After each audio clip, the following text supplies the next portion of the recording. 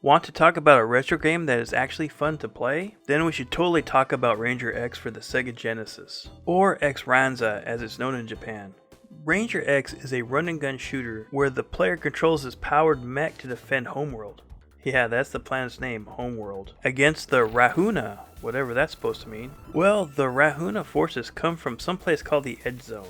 Yeah, this is totally 90s nostalgia sci-fi. But honestly, it's kind of really fun to play once you get the hang of it. This game was developed by GAO Entertainment for Sega. And now, a bit of backstory on the dev team to give you some insight on the talent that worked on this title. At the time, GAO Entertainment was started by ex-members of Wolf Team, who in turn worked on games like Granada and Final Zone, such as Tashio Toyota, and members such as Tashio Yamamoto, who would go on to work on games such as Resident Evil Code Veronica and Xenogears. GAO would later be called Next Tech Corporation, and the dev team would go on to work on a lot of titles during the 90s, especially for Sega platforms. But there's a lot of history, and that could be a video all on its own, so let's get back to Ranger X. There is a few things that set this game apart from others at this time. The first is that you control or interact with a supporting vehicle. And this vehicle does have useful functions too besides following you and shooting at your enemies. For example, they will store your special weapons for you. And as a bonus, you can kind of transform into them.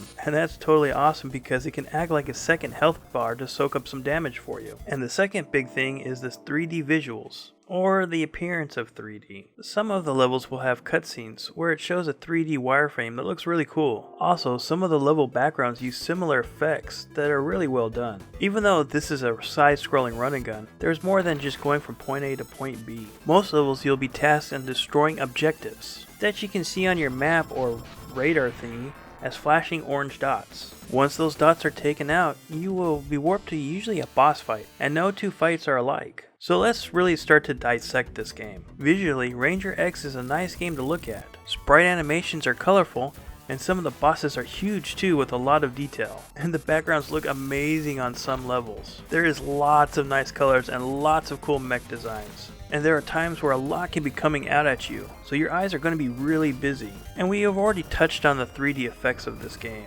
That alone is an impressive feat for games at this time. The audio is another great aspect to this title. Personally, I think Ranger X boasts one of the better soundtracks for the Genesis. Even from one of the cutscenes, the soundtrack adds depth and ambiance as you're watching the wireframes. And then it goes to an up-tempo beat that you hear during the boss fights, which really gets you pumped. The sound effects are really decent too. From weapon fire to explosions, all the sound bites really help this game along. But let's talk about the controls for just a bit, as the controls might be where some people have issues with this game. To sum this up, this game is not a pick up and play right away type of title, and there's just so much to control and manage at one time. And not to say it's not impossible to overcome this too. This game does work best with a 6-button controller. It can be played with the 3-button layout, but it's not as easy. The second row of buttons allow you to move the cycle or vehicle independently. And when you jump, your jetpack feels really kind of awkward. The best way to describe it, it's like trying to move through water. Not to mention you have 2 fire buttons, for left and right, so you can fire left when moving right or vice versa.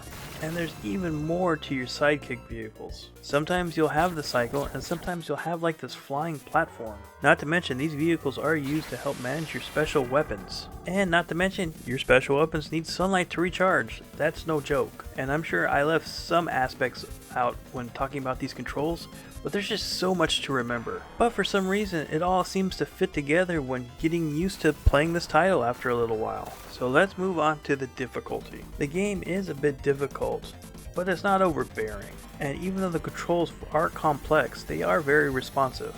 Well, as responsive as some of the game mechanics would allow. So that does add to the difficulty. And there will be a lot of things to dodge too. Enemies will be coming at you from all angles, and sometimes it's just actually best just to take your time. You also have a health bar, so you can take some damage before you die. But you get 1 life, and few continues for 8 levels with boss fights. You can lower the difficulty, but that won't allow you to see the true ending. And the radar is actually useful in telling you where to find your objectives. So with all that said, is this game fun?